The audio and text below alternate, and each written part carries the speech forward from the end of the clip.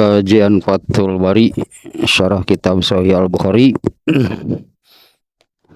Kitabul Manaqib,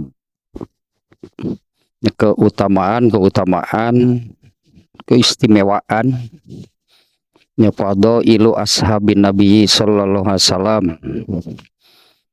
keutamaan sahabat-sahabat Nabi sallallahu alaihi wasallam, di mana mereka ini oleh Rasulullah SAW yang disabdakan sebagai khairun nas, manusia-manusia terbaik sepanjang masa, yang tentunya dengan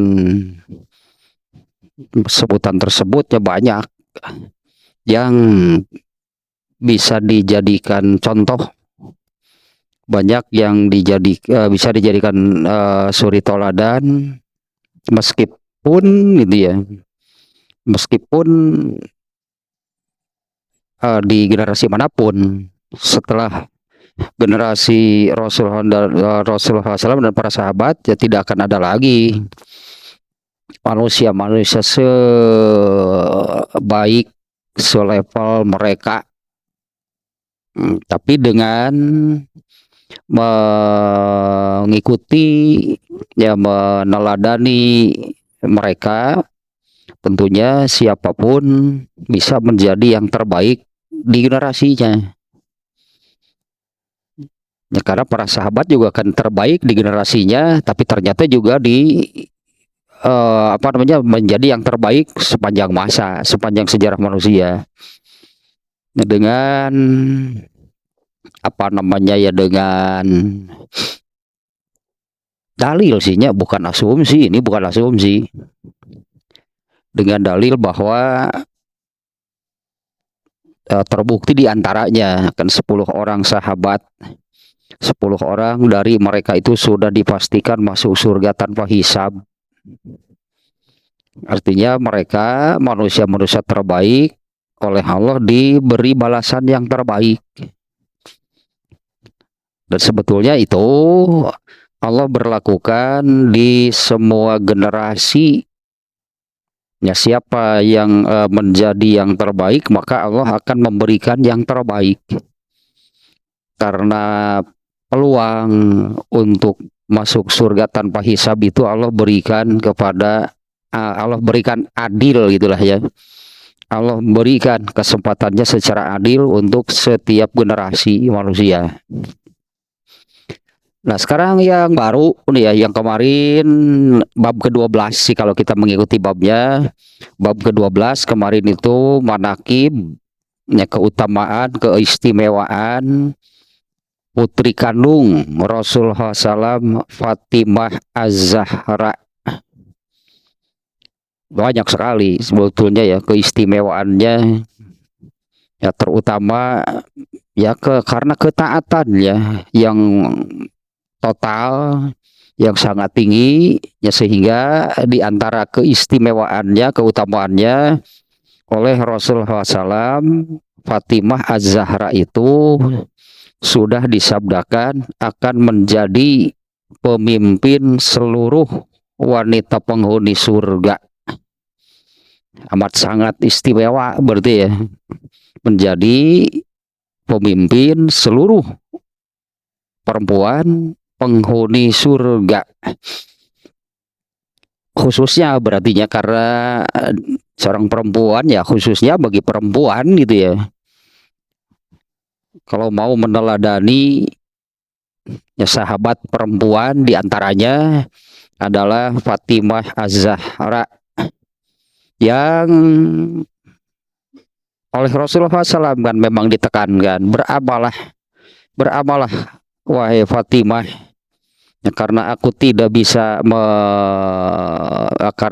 memiliki kewenangan apapun di hadapan Allah pada hari kiamat untuk menyelamatkan kamu.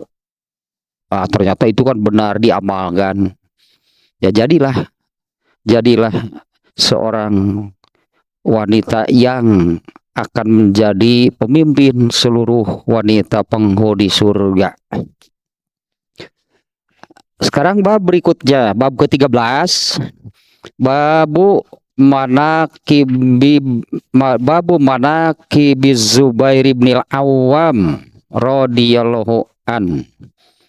Ya, bab keutamaan keistimewaan Zubair bin Awam.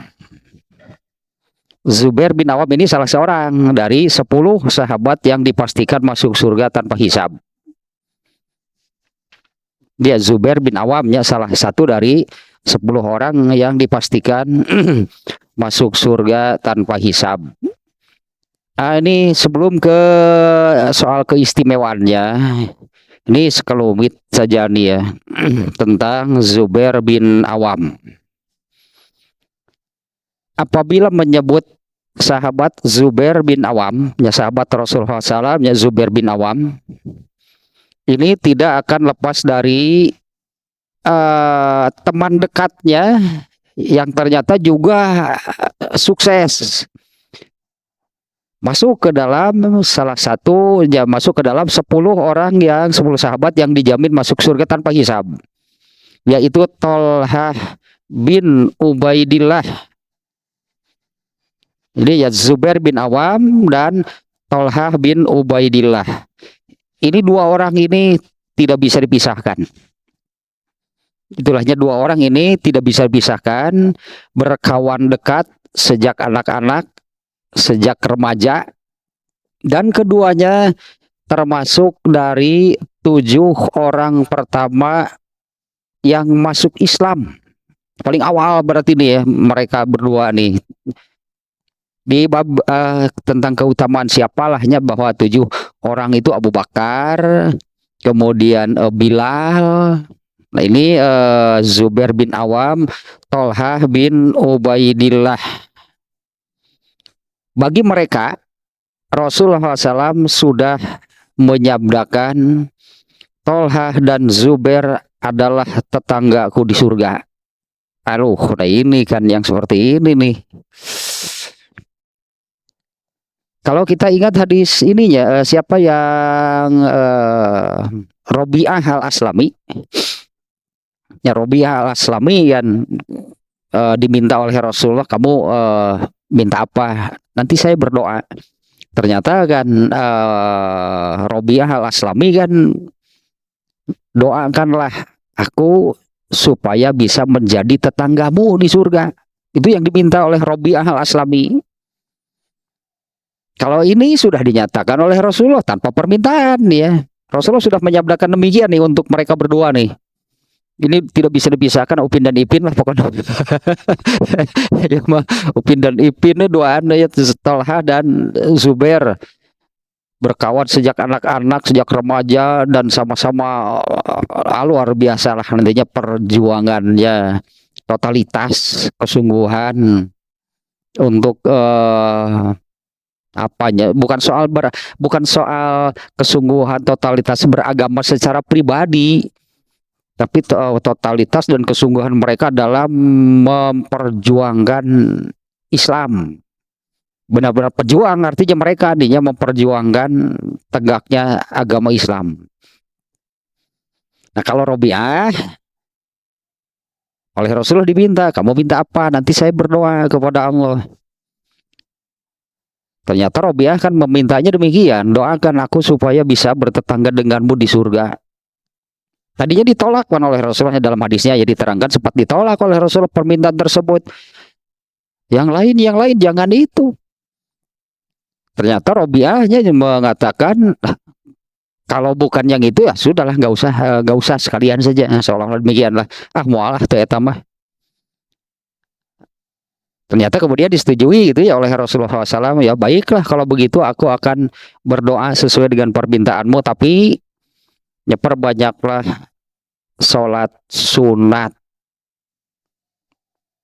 Tapi ini menunjukkan, hadis ini menunjukkan bahwa Robi'ah itu pasti jadi tetangga Rasulullah di surga. Hanya untuk Robi'ah Rasulullah meminta ya banyak-banyaklah mengerjakan sholat sunat.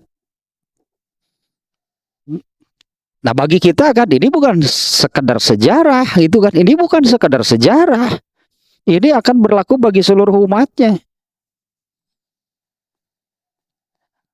Andai, bukan andai, harus malahannya apa nggak ada keinginan gitu? Apa nggak ada keinginan dalam diri kita menjadi tetangga Rasulullah di surga? Kalau ini dua orang sahabat Tolha dan Zubair sudah dinyatakan mereka berduanya Tolha dan Zubair adalah tetanggaku di surga. Ternyata yang lain juga ada. Dan berlaku juga sabda Rasulullah SAW itu tadi untuk seluruh umatnya di setiap generasi berarti. Karena hadis yang menerangkan barusan tentang Robi'ah al-Aslami dan Rasulullah SAW yang demikian itu bukan hanya sejarah dan jangan dianggap apa namanya ya, jangan dianggap hanya jadi sejarah. Oh begitu ya dulu antara Rasulullah dan Robi'ah. Nah, padahal itu juga berlaku untuk seluruh umatnya. Ya karena seluruh umatnya juga berhak menjadi tetangga Rasulullah di surga. Nah, kalau kembali ke sini nih ya, kalau untuk Tolha dan Zubair itu sudah ada pernyataan dari Rasulullah SAW. Nah, di mana mereka ini termasuk dari 10 orang sahabat yang dipastikan masuk surga tanpa hisab. Nah, adapun masuk Islamnya Zubair, dia ini ya Zubair bin Awam masuk Islamnya itu yang paling awal ada 7 orang ya yang paling awal dari kemarin sudah nih ya. Ketika usianya 15 tahun. Jadi ketika ya, apa namanya ya awal kemunculan Islam, Zubair bin Awam dan Tolha selalu berdua lah gitunya kalau menyebut Zubair ya Tolha lah terbawa. Ketika berumur 15 tahun dan dia masuk Islam ya, di usia yang sangat muda. Nah, kemudian kalau masih ingat ketika Umar bin Khattab mengalami peristiwa penusukannya jadi bunuh yang kemudian meninggal, itu kan tidak langsung meninggal di tempat kejadian, tapi beberapa harinya Umar bin Khattab itu mengalami apa namanya ya khususnya sampai Umar bin Khattab makan anggur keluar lagi dari ini lambungnya yang sobek, anggurnya kelihatan, ketika minum airnya itu keluar lagi dari lambungnya. Kemudian ada sahabat yang menanyakan itu kepada Umar bin Khattab itu khalifah berikutnya siapa. Nah, Umar bin Khattab itu kan membuat dewan formatur pemilihan khalifah. Nah, Zubair bin Awam ini salah satunya. Artinya orang yang sangat dipercaya oleh Umar bin Khattab. Dan memang sebelumnya pun Zubair bin Awam ini termasuk orang yang suka diajak musyawarah oleh Rasulullah SAW. Dan julukan yang paling terkenal, karena itu memang sudah disebutkan oleh Rasulullah SAW ya. Kalau di surat ini nih, surat As-Saff ayat terakhir, ayat ke-14, itu tentang Nabi Isa. Tentang Nabi Isa. Di awalnya sih seruannya. Nah, ini ayatnya demikianlah ya. Auzubillahi minasyaitonirrajim. Ya ayyuhallazina amanu kunu ansarallah. Ya, ini surat As-Saff ayat terakhir ya. Wahai orang-orang yang beriman, jadilah kalian itu penolong-penolong Allah. Kunu ansarallah. Kama qala Isa bin Maryam lil hawariyin, man ansori ilallah.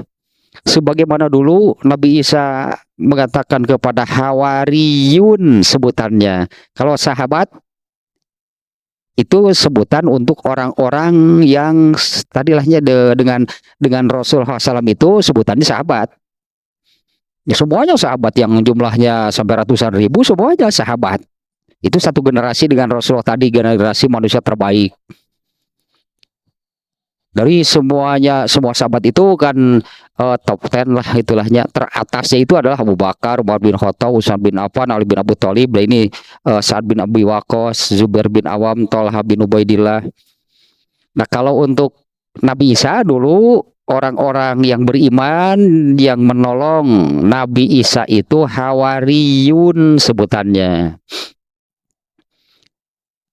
Nah, di ayat tadi wahai orang-orang yang beriman, jadilah penolong-penolong Allah.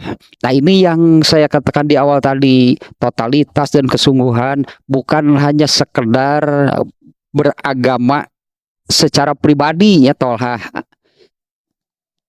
tapi total dan kesungguhannya itu untuk, nah itulah memenuhi katanya kebetulannya ayat tadi lah, kunu ansarullah, jadilah kalian penolong-penolong Allah. Sebagaimana Nabi Isa dulu mengatakan kepada Hawari, yaitu sahabatnya, kalau Rasulullah itu sahabat. Sebagaimana Nabi Isa dulu mengatakan kepada Hawariyun, man ansori ilallah, siapa yang akan menjadi penolongku untuk Allah. Qolal hawariyuna nahnu ansarullah. Ya, al-hawariyun atau sahabatnya Nabi Isa mengatakan, kamilah nahnu ansarullah, kamilah penolong-penolong Allah. Nah, di ayat itu, di ayat tersebut Allah memerintahkan kepada orang-orang yang beriman secara umum, ya ayyuhallazina amanu kunu ansarullah, jadilah kalian penolong-penolong Allah. Nah, ini kan contohnya, ini suri toladannya bagaimana para sahabat menjadi penolong-penolong Allah. Tentu kan dengan para sahabat juga para sahabat juga berbeda-beda apanya, profesinya, keahliannya, kemudian kebisaannya, anlehna berbahasa Sunda. Misalnya kalau Abu Hurairah kan, dia ini urusan ilmu saja. Dia tidak ke kebun, tidak ke pasar. Dia urusan ilmu, tekun dalam mendalami ilmu sampai sering tidak mendapatkan makan, ganjal perutnya dengan batu. Dia memang sudah total, artinya kan demikian, sudah mengkhususkan diri sesuai dengan keahliannya, sesuai dengan anlehnya, sesuai dengan tabiat bawaan lah gitu, karena itu bawaan kan. Tapi Abdurrahman bin Auf nggak bisa dia dibawa ke arah seperti Abu Hurairah, itu bukan kebisaannya, bukan keahliannya, bukan ke anlehna, dia ini berdagang. Tapi soal totalitas kan sama. Ya, totalitas dan kesungguhan menjadi penolong-penolong Allah.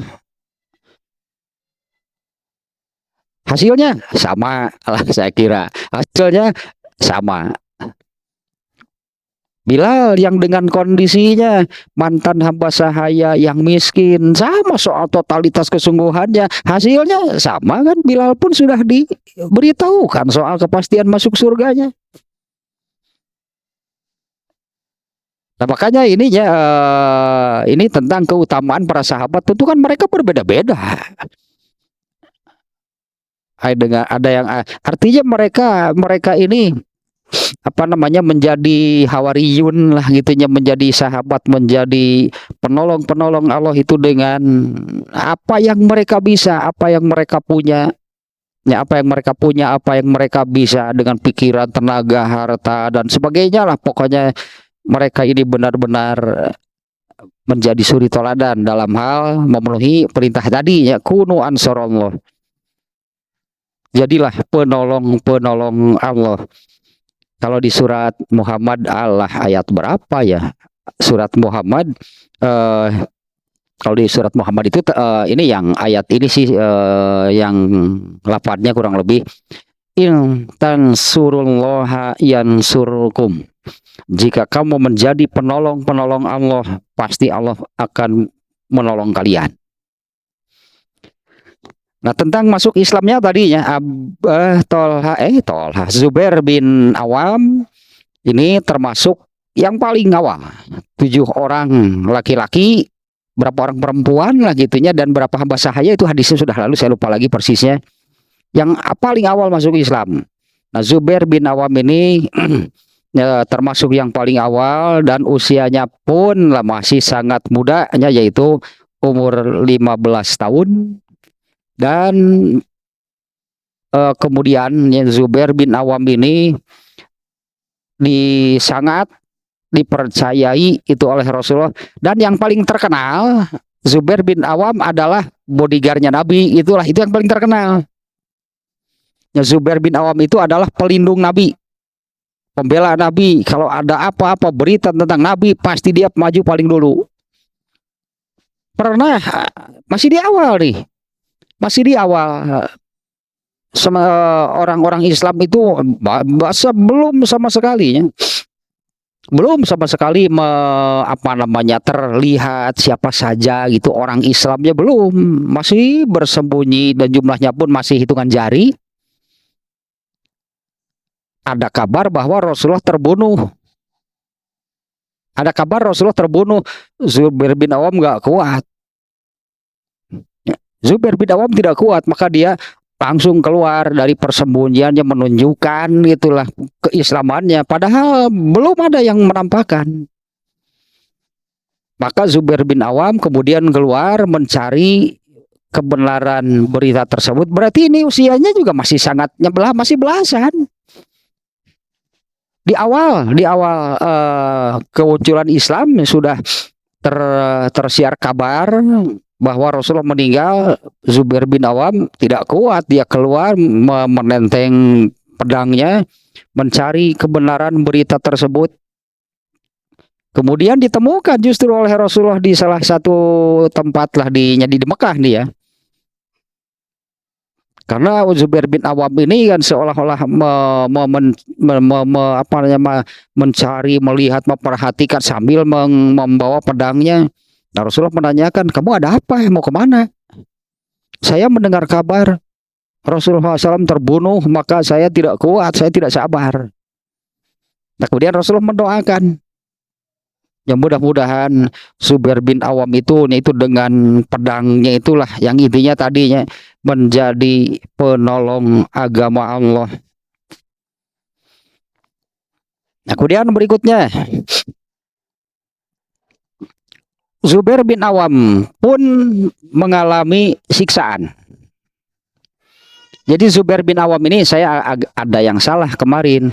Zubair bin Awam ini bukan suaminya Sofiyah binti Abdul Muthalib ya.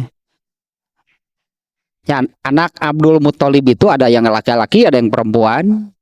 Nah, yang perempuan diantaranya namanya Sofiyah binti Abdul Muthalib.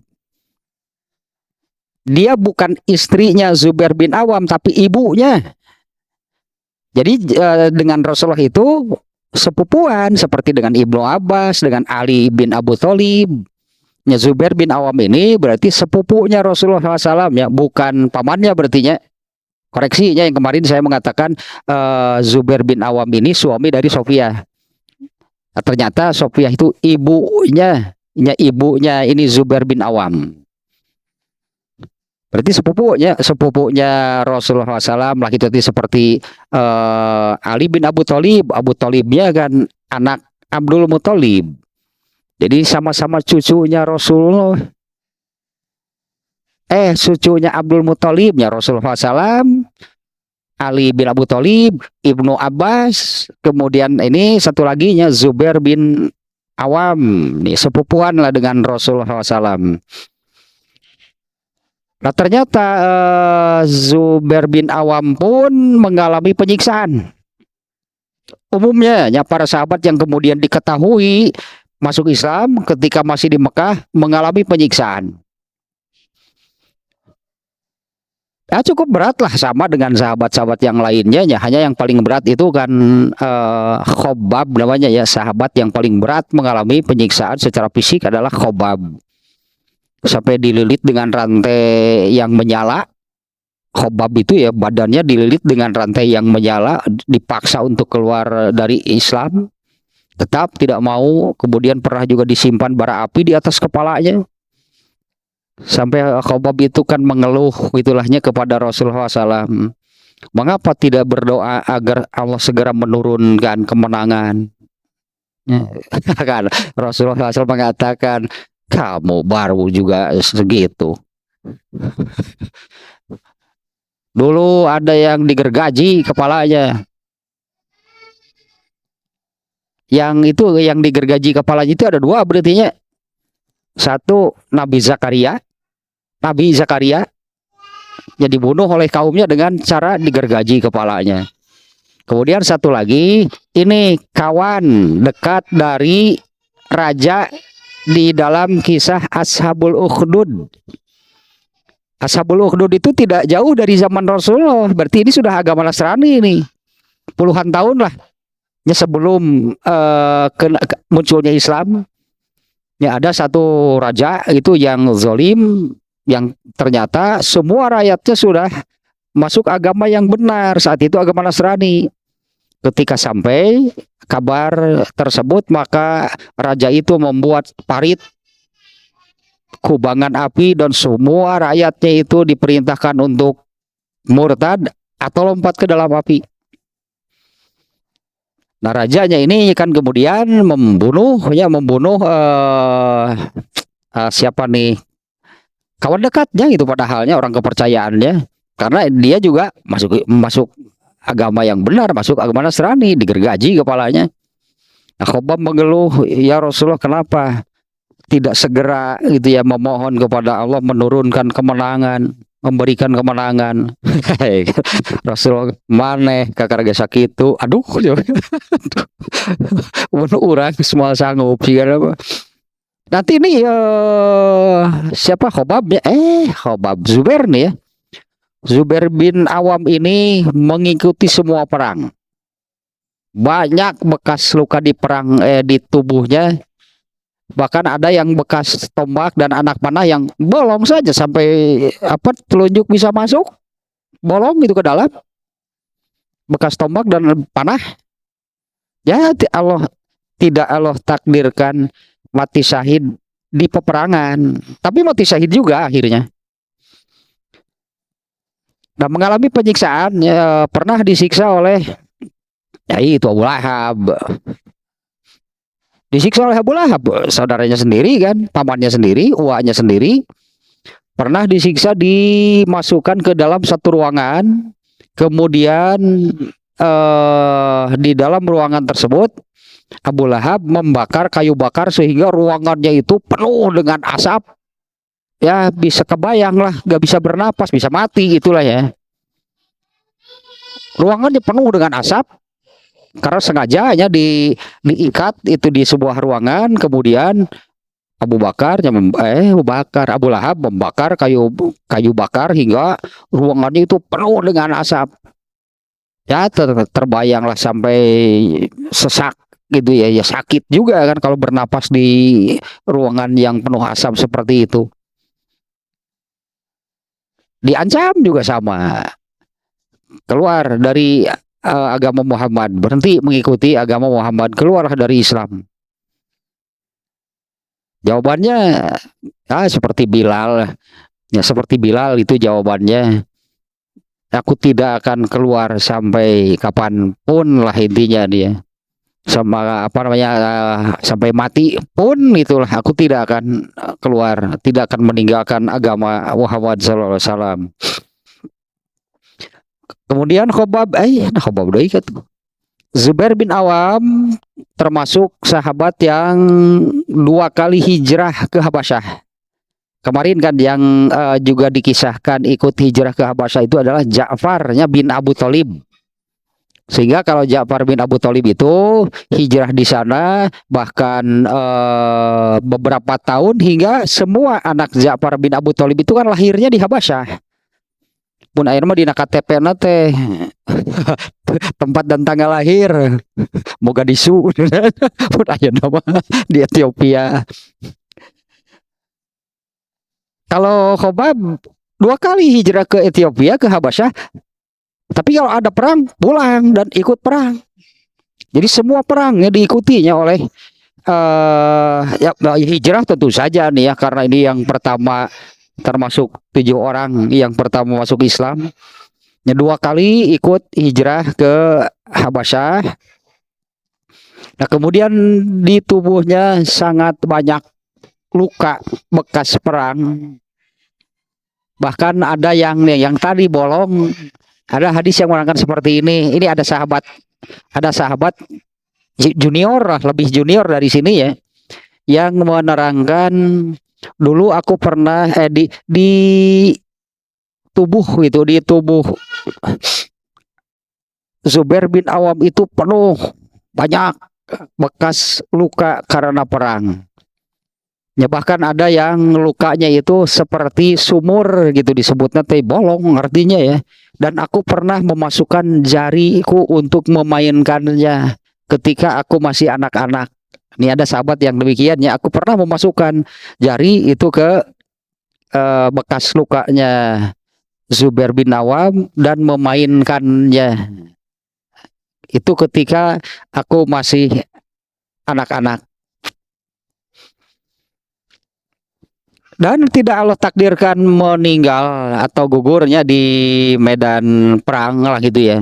Meskipun Hobab sekali nyebut Hobab tetap Hobab itu kumaha gitu. Zubair bin Awam ini meninggalnya juga dibunuh, yaitu di masa kekhalifahan Ali bin Abu Thalib. Zubair bin Awam ini juga dibunuh oleh siapa namanya, Abu Ali kalau nggak salahnya, di masa kekhalifahan Ali bin Abu Thalib. Nah, di antara ya salah seorang yang tadi nih ada sahabatnya yang mengatakan demikian. Seorang sahabat mengatakan, aku pernah menemui Zubair bin Awam. Aku pernah menemani Zubair bin Awam pada satu perjalanan dan aku melihat tubuhnya. Sungguh aku menyaksikan, aku melihat banyak sekali bekas luka karena senjata tajam. Di antaranya di dadanya terdapat lubang seperti mata air yang dalam, menunjukkan bekas tusukan tombak dan anak panah. Maka aku katakan kepadanya, demi Allah, telah kusaksikan sendiri pada tubuhmu apa yang belum pernah kulihat pada orang lain sedikit pun. Mendengar hal tersebut, Zubair bin Awam menjawab, demi Allah, semua luka-luka itu ku dapat bersama Rasulullah SAW pada peperangan di jalan Allah. Ininya yang tadinya totalitas, kesungguhan, totalitas dalam membela agama Allah. Kemudian perintahnya juga tentang hal tersebut ya, itu yang beberapa kali itu ya, beberapa kali saya ungkapkan kurang lebih demikian lah. Apa gitu, apa yang sudah kita berikan, apa yang sudah kita berikan untuk Islam. Karena kalau kita sudah dapat apa dari Islam, banyak, nggak bisa terhitung, nggak akan terhitung. Kita sudah dapat banyak dari Islam. Ya, sementara timbal baliknya itu apa yang sudah kita berikan untuk Islam. Ya, mudah-mudahan nih ya kisah-kisah ini kan, ya ini kisah lah para sahabat nih ya menjadi apa namanya, suri toladan lah. Meskipun kan kalau untuk tadilah selevel mereka nggak akan ada lagi manusia sebaik para sahabat. Nah, diantaranya nih ya barusannya demikian nih ya. Aku pernah menemani Zubair bin Awam dalam satu perjalanan. Ternyata aku melihat banyak sekali bekas luka senjata gitunya di badannya. Di antaranya di dadanya terdapat lubang seperti mata air yang dalam, yang menunjukkan itu bekas tombak atau anak panah. Ya, sahabat itu mengatakan lagi, demi Allah, telah kusaksikan sendiri pada tubuhmu yang belum pernah kulihat pada tubuh orang lain sedikit pun. Mendengar itu Zubair bin Awam menjawab, demi Allah, semua luka-luka itu kudapatkan bersama Rasulullah SAW pada peperangan di jalan Allah. Nah, kemudian ini ya hal lainnya nih tentang Zubair bin Awam. Zubair bin Awam menamai anak-anaknya dengan sesama sahabat yang mati syahid. Ya, Zubair bin Awam nih ya menamai anak-anaknya dengan nama-nama syuhada, para sahabat yang mati syahid. Di antaranya memberi namanya memberi nama anaknya Abdullah. Di mana Abdullah ini diambil dari seorang syuhada yaitu Abdullah bin Jahsy. Nanti juga akan ada berartinya kisahnya tentang Abdullah bin Jahsy, seorang sahabat yang mati syahid. Nah, nama Abdullahnya diambil, dijadikan nama anaknya. Yang kemudian Abdullah bin Zubair berarti. Ya, Abdullah bin Zubair atau lebih dikenal dengan Ibnu Zubair ini menjadi khalifah yang lurus, khalifah yang jujur, khalifah yang adil, gitulahnya Zubair bin Awam, Ibnu Zubair atau Abdullah bin Zubair, meskipun tidak masuk ke dalam kelompok Al-Khulafa'ur Rasyidin.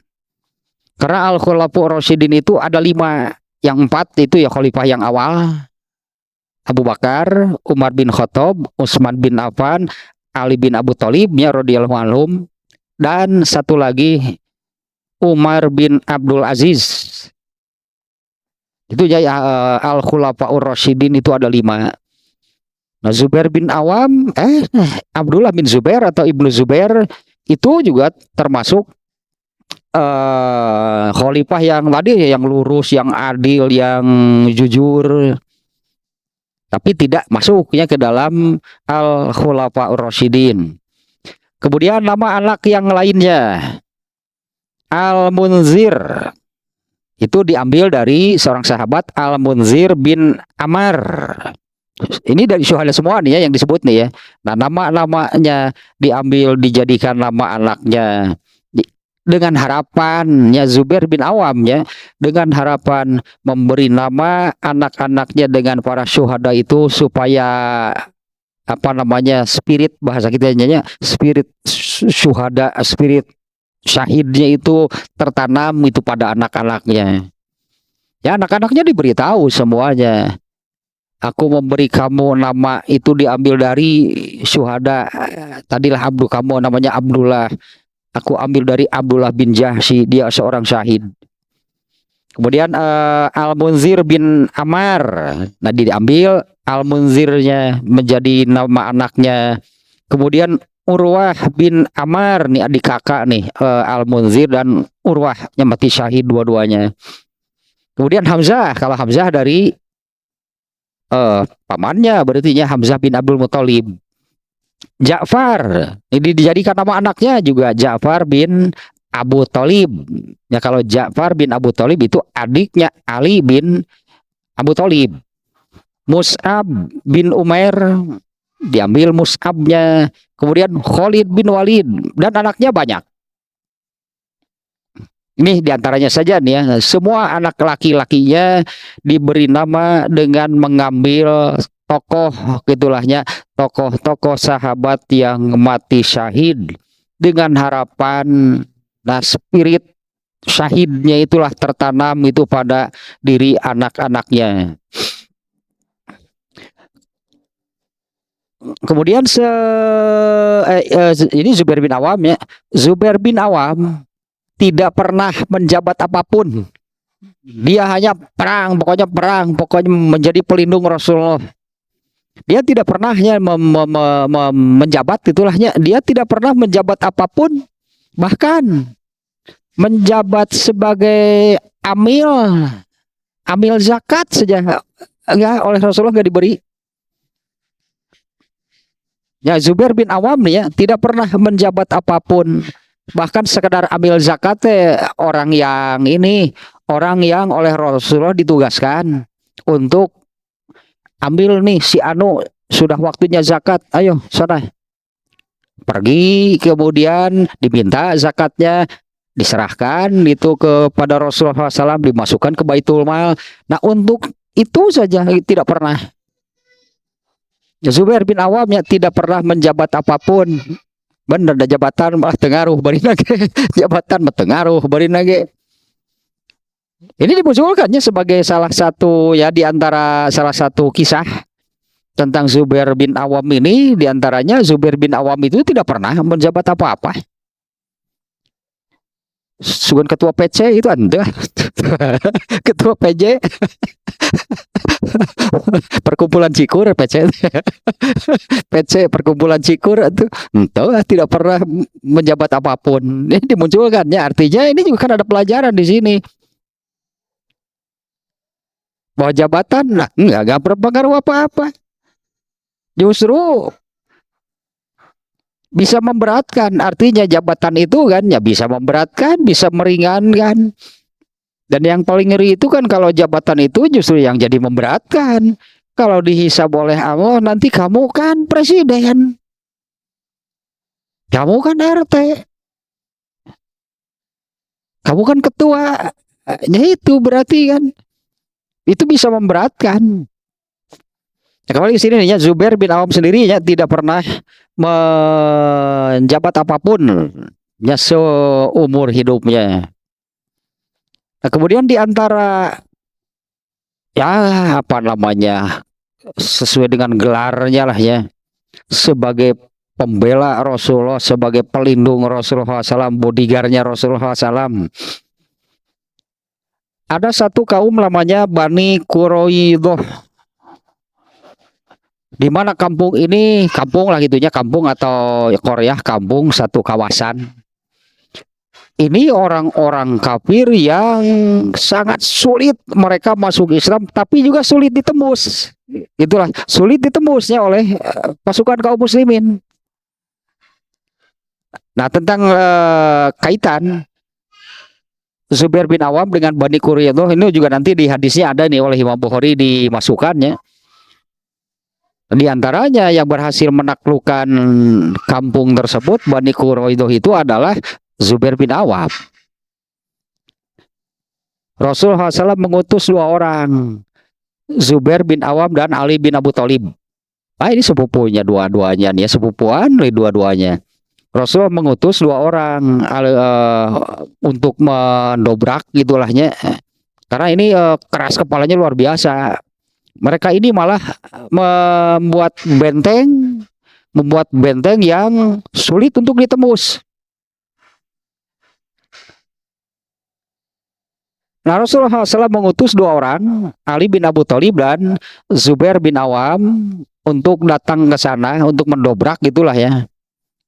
Nah, ternyata 2 orang masuk. Kalau tidak apa namanya kurang lebih kalimatnya ya. Kalau tidak kalian biarkan aku masuk, maka aku akan mendobraknya. Ditantang semuanya satu kampung itu oleh Zubair bin Awam. Dan setiap kali berperang seperti ini nih. Zubair bin Awam itu setiap kali berperang dia itu seperti asik sendiri apa sebutannya lah. Seolah-olah sendirian saja kalau dia berperang. Dan setiap kali berperang banyak yang dibunuhnya. Karena kan kalau Zubair bin Awam ini kan tidak pernah terbunuh di semua perang kan, tidak mati syahid di peperangan. Tapi setiap kali perang Zubair bin Awam ini berhasil membunuh banyak musuhnya. Yang terkenal itu di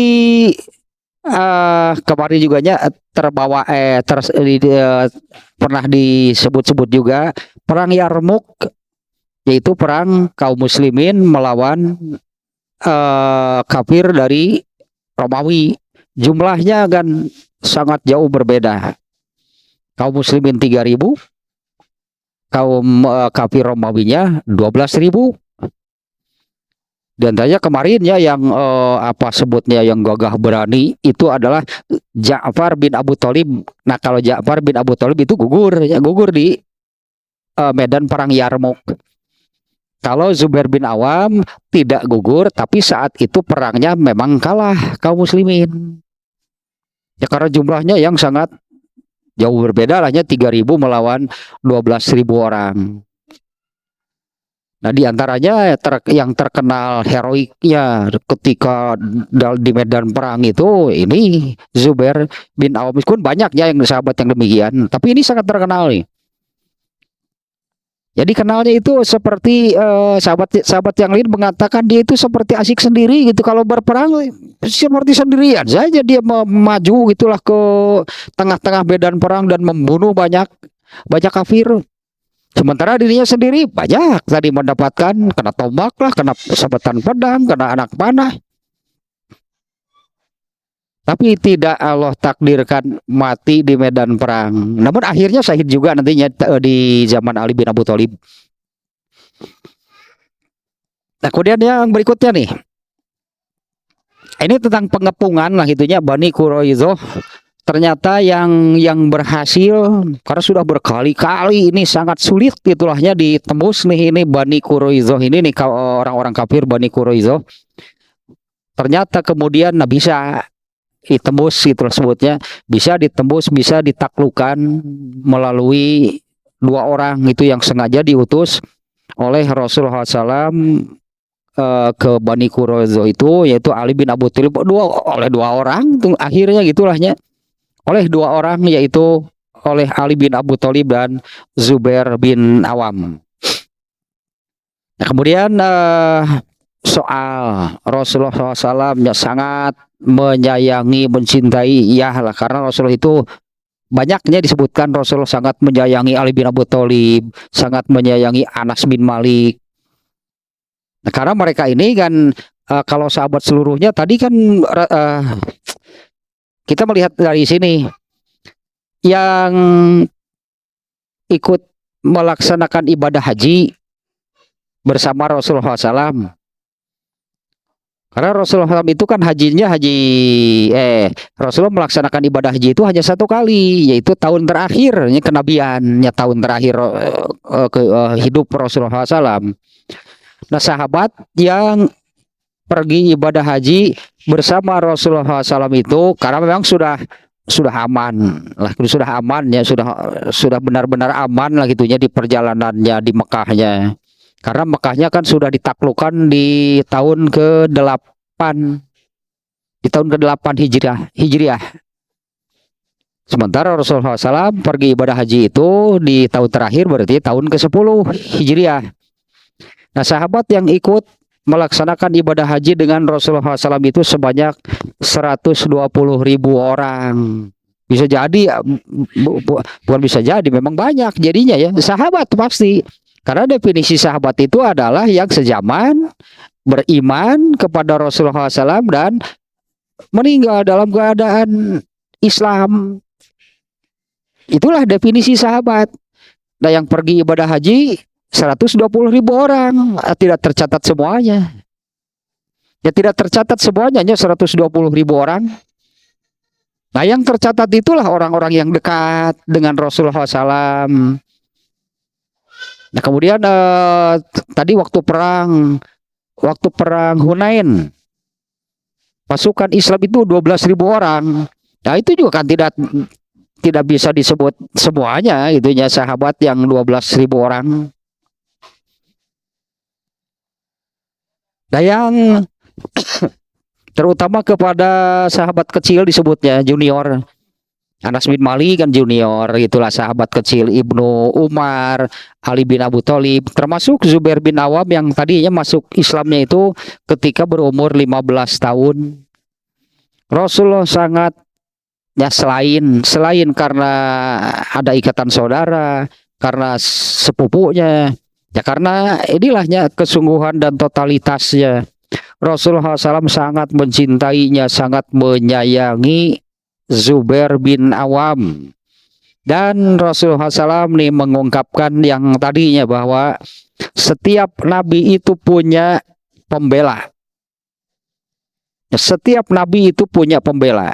Dan Rasulullah menyebutkan, dan pembelaku adalah Zubair bin Awam. Nah, ini yang kemudian terkenal. Pembela, pelindung, bodyguardnya nabi itu adalah Zubair bin Awam. Kemudian satu hal lagi nih, Zubair bin Awam itu Ya, umumnya orang Mekah, umumnya muhajirin, pedagang, dan termasuk pedagang yang sukses, termasuk sahabat yang kaya, tapi habis semuanya diberikan untuk tadi tanya kontribusi terhadap Islam. Habis semuanya diberikan untuk kepentingan Islam. Sementara dia sendiri waktu meninggalnya saja dia punya utang. Mungkin ini ya diantaranya mau nepi sih karena nepi kaki itu mau orang mau bisa sih karena aneh lah kita punya uang untuk Islam, punya uang untuk Islam, dia sendiri mau makan ngutang. Anehnya demikian misalnya punya uang keluarkan untuk kepentingan Islam, punya uang keluarkan untuk kepentingan Islam, mau dia sendiri mau makan ngutang. Padahal Zubair bin Awam ini termasuk sahabat yang kaya. Tapi waktu meninggal dia punya utang. Sebelum meninggal dia mengatakan ya kepada kepada yang memberikan utangnya ya. Kepada yang memberi pinjam mungkin lahnya, kepada yang memberikan pinjamannya. Andai ada utangku yang belum terbayar, maka mintalah kepada apa sebutannya itu Maulana. Siapa yang dimaksud Maulana? Kata anaknya, yang dimaksud Maulana itu siapa? Allah gitu, pelindung aku itu adalah Allah, maka mintalah kepada Allah. Dan ternyata benar. Ketika meninggal punya utang. Ada orang-orang yang menagih utangnya kepada anaknya. Prosesnya gitu ya melalui anaknya. Ini Zubair bin Awam sudah memberikan gitu ya kepada anaknya, seolah-olah nanti urusan utang piutang datangi Abdullah gitulahnya Ibnu Zubair tadi. Nah, ada yang menagih utang kepada kepada Ibnu Zubair, kepada Abdullah bin Zubair. Abdullah bin Zubair itu dia ingat wasiat bapaknya, kalau ada yang menagih utang ke Allah gitu. Kepada Allah saja. Abdullah bin Zubair ini setiap kali ada yang menagih utang dia berdoa, itu ya Allah, gitu, seolah-olah demikian Allahnya, kata bapak saya mintanya kepada Allah untuk membayar. Benar. Setiap ada yang menagih utang, Abdullah bin Zubair berdoa minta kepada Allah dan oleh Allah dikabulkan. Setiap ada yang menagih itulah pokok namanya. Nah, tapi ini ya di sini nih, ini sangat nampak gitu kan ya. Totalitas, saya katakan demikian kan, totalitas kesungguhan mereka dalam berkontribusi menolong Allah, berkontribusi untuk agama Islam.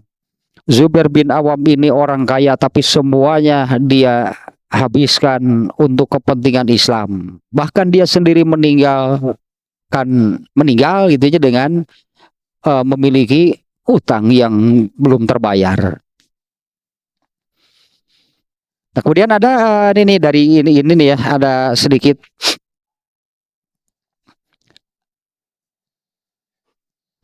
tentang kewafatannya. Di zaman di zaman Ali bin Abu Thalib ya. Di zaman Ali bin Abu Thalib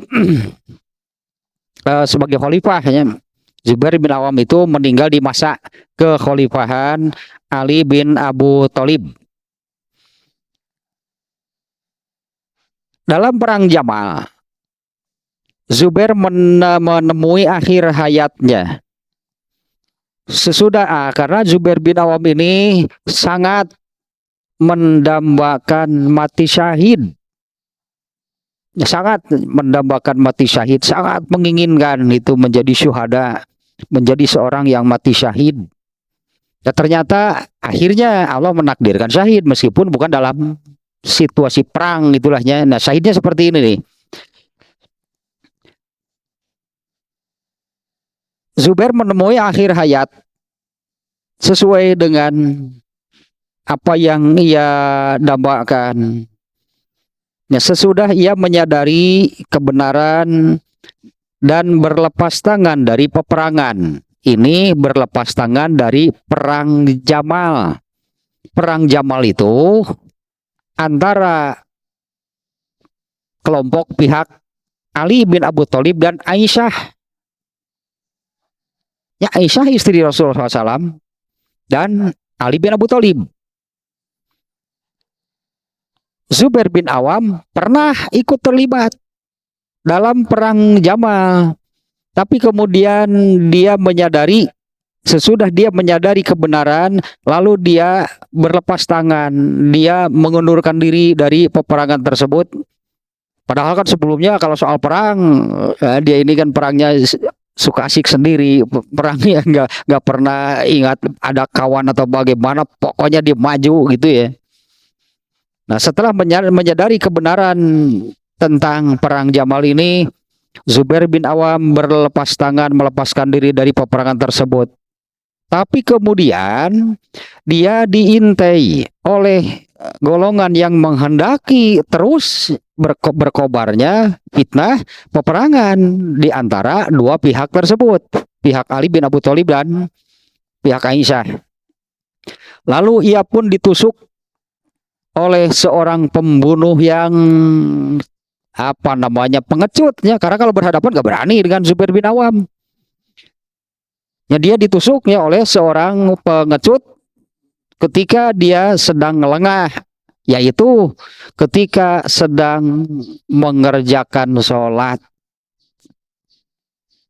Ya, seperti yang dialami oleh Umar bin Khattab, ya, Umar bin Khattab pun kan dibunuhnya, ditusuknya gitu ya, ketika sedang mengerjakan sholat. Ini juga nih yang dialami oleh Zubair bin Awam. Nah, ini meskipun tidak dalam situasi perang, Rasulullah SAW pernah menyabdakan bahwa Umar bin Khattab itu syahid. Padahal meninggalnya tadinya sebagai khalifah ketika sedang berjamaah sholat subuh, kondisi gelap. Waktu Rasulullah SAW bersama dengan Abu Bakar, Umar bin Khattab, dan Utsman bin Affan, 4 orang nih, naik ke Gunung Uhud. Kemudian Gunung Uhud itu bergetar. Lalu Rasulullah SAW menghentakkan kakinya ke Gunung Uhud dan memerintahkan, diamlah kamu wahai Gunung Uhud, karena di atas kamu itu ada seorang nabi, seorang siddiq, dan 2 orang syahid. Kalau Abu Bakar siddiq disebutnya, ini 2 orang syahid, Umar bin Khattab dan Utsman bin Affan. Dua-duanya tidak meninggal dalam perang. Nah, bahkan kan orang yang mati syahid itu adalah ini, jangan lupa nih, hadis ini harus selalu ingat dan boleh diminta. Ternyata ini dulu waktu kajian Dalilul Falihin bab apanya lupa lagi. Ini nih hadisnya yang ini. Apabila seseorang meminta syahid dengan bab sidik. Sidik itu artinya ya berusahalah selalu benar, artinya ya. Abu Bakar tuh sampai menjadi gelar, sampai menjadi sebutan sidik. Abu Bakar itu orang yang ya anggaplah nih selalu benar, dan benar. Sampai sulit gitulah mencari kesalahan Abu Bakar itu sulit. Nah, barang siapa meminta kepada Allah menjadi syahid, seorang syuhada, seorang syahid, dengan catatan dia ini menjadi orang yang siddiq, maka Allah akan memberikannya meskipun dia meninggal di atas tempat tidur. Kesyahidannya lah gitunya, kesyahidan gitu.